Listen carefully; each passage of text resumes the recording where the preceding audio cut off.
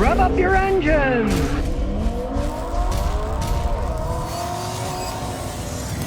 Matthew Smith says, when luxury goes down, it's not usually worth it.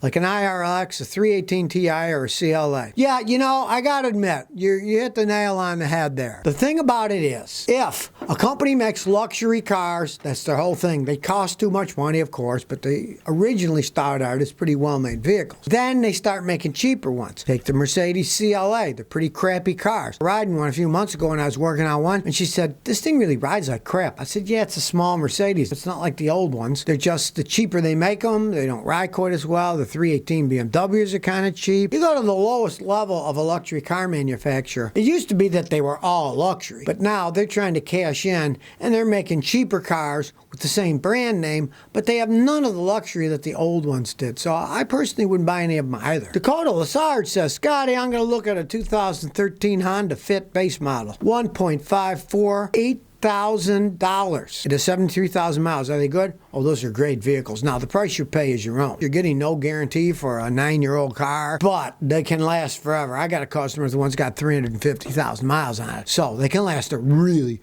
really, really long time. The price is between you and the seller. The vehicle itself, have a mechanic like me check it out. If he says it's okay, go ahead and buy it. Man God 07 says, Scotty, I was working on an old Datsun pickup with a straightforward at 4 cylinders but 8 spark plugs. What gives? Okay, people have tried that for years to save gas mileage and to pollute less. The newer Mercedes, they got a bunch of them 8 cylinders that have 16 spark plugs, 2 per cylinder. Those are to stop pollution.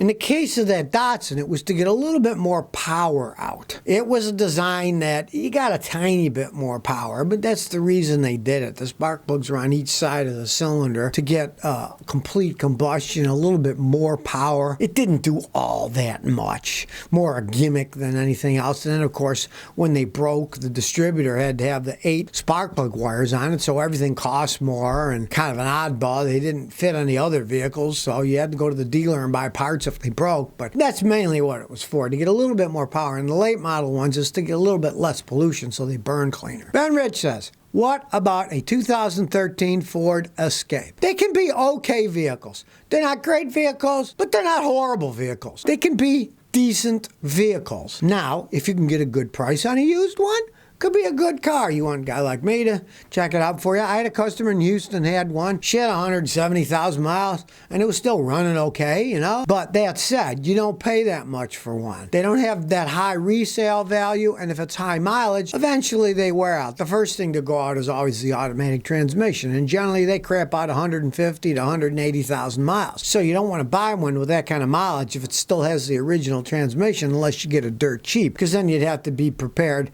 to shell out $4 or $5 grand for a new transmission if it craps out. Corrad Primus says, what causes your car to smoke? Only on a cold startup. Okay. The classic of if it only smokes on a cold startup is your valve seals are kind of worn. Because when you drive your car and shut it off, if the valve seals are bad, when the oil drains back down into the engine, some of that oil will drain by the valves because the seals are gone, and then sit inside the engine. And when you start it up, you'll burn it and get white smoke until it burns off. But if it doesn't use much oil and it only does it on startups, live with it. I've had cars that did that for years and I still drove them. I had a Ford that did that for years. I paid $550 for it, drove it for 12 years, then sold it for $250, and it was still running. It still smoked when it was cold, but it still ran. Lanola Rivera says, do you think Nissan's going to be reliable in the near future? One word, no. When they were Datsun, they were fantastic cars. Then they just changed the name to Nissan. It was the same company in Japan. But then, around 2000, they got bought out by the French company Renault. And ever since then, they've been going down the toilet. I don't see them getting better anytime soon. You saw that deal where that one guy, they were trying to take him to court and put him in jail in Japan, one of the heads of Nissan, and he snuck out and went back to the Middle East where he was from originally. I don't foresee that company doing anything good. The only hope for them is maybe they'll make the right guess on electric cars and get the right type of battery and build electric cars better. You never know. But for gasoline and diesel cars, I don't have much hope for them. Still, 76 says, what do you think about 2000 Honda Civic $650 with body damage. Car runs and shifts good. Why not?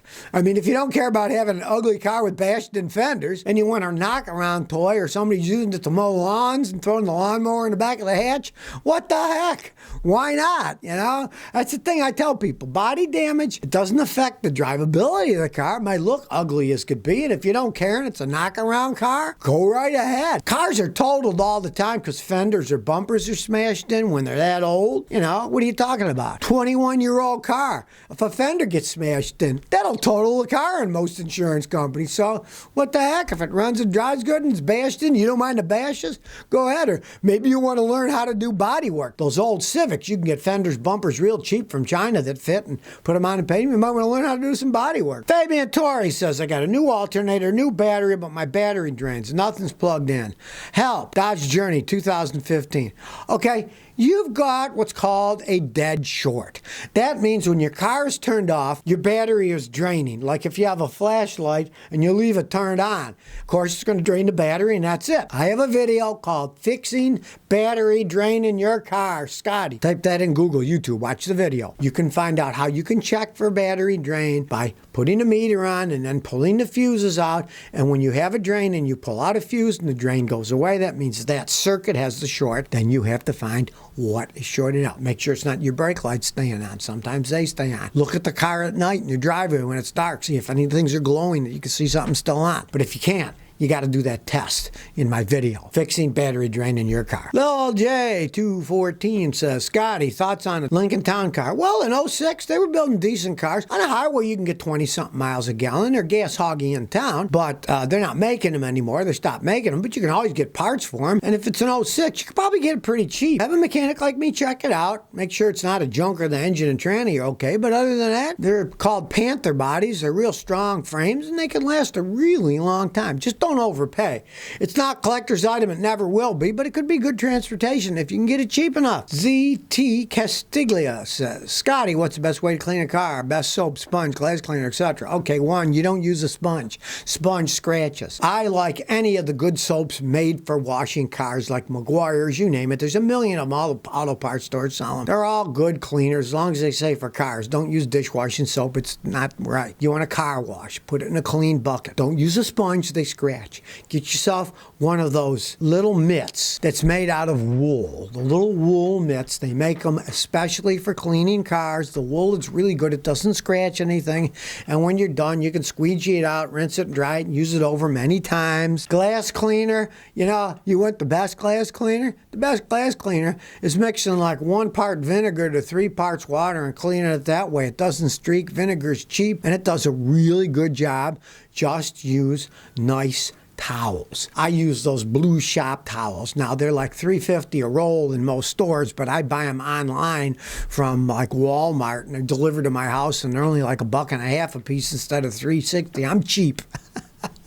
But those blue shop tiles are great for cleaning. Best lap PSN said, Scotty, as a first car, was better, '03 4Runner or Sequoia? Well, I would just say the 4Runner for one main reason. It's not as big of a gas hog as a Sequoia. They'll both run forever. They both have full frames. They're really well made.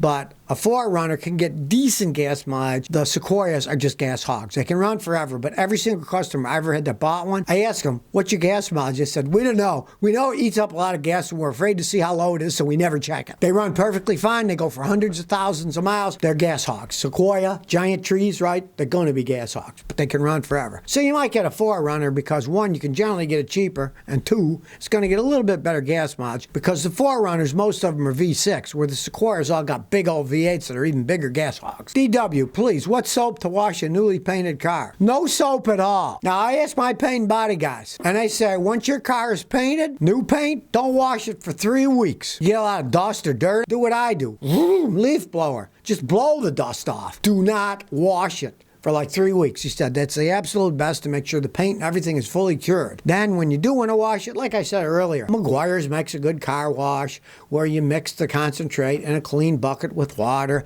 and then you use a wool mitten because that's really good for cleaning. Never use a sponge. And then when you're done, wash it off. You can either squeegee it, or I actually like using the blower, the leaf blower, to blow all the water off. It's a lot neater. You don't scratch anything with that. You might scratch with microfiber towel. You might have dirt got on it somewhere and scratched it. A blower will just blow it all off. It's a good way to dry it off.